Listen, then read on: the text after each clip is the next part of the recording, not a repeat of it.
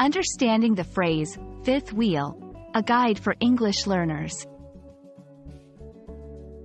Hello and welcome to our English language learning channel.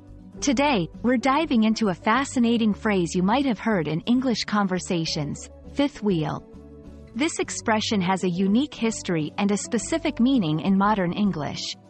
Whether you're an English learner or just curious about language nuances, this video will shed light on what fifth wheel means and how you can use it in your conversations. So, let's get started.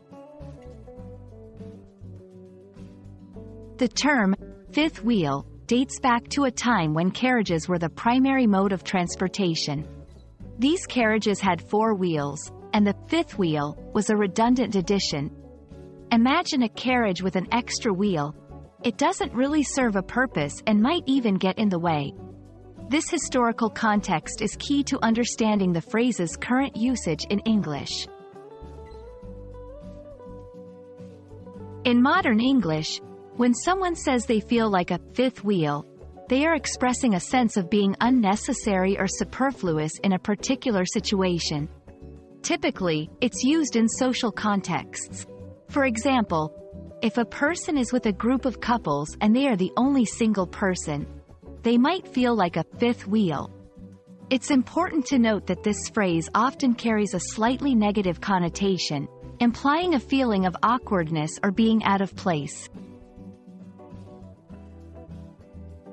To help you understand better, let's look at some examples. 1. At the party, surrounded by couples, I felt like a fifth wheel.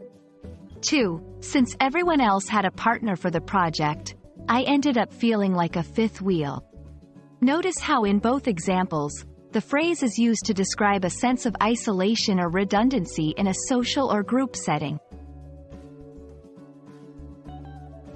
While fifth wheel is a commonly understood phrase, there are similar expressions that convey a related meaning. For instance, third wheel is often used in situations involving 3 people, where one person feels left out. Remember, the essence of these phrases is the feeling of being extra or unnecessary in a given context.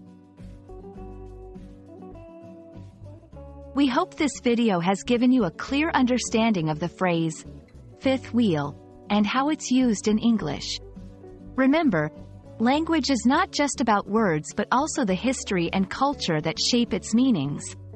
Keep exploring and embracing these nuances to enhance your English learning journey. Thank you for watching, and we look forward to bringing you more insights into the fascinating world of English language and expressions.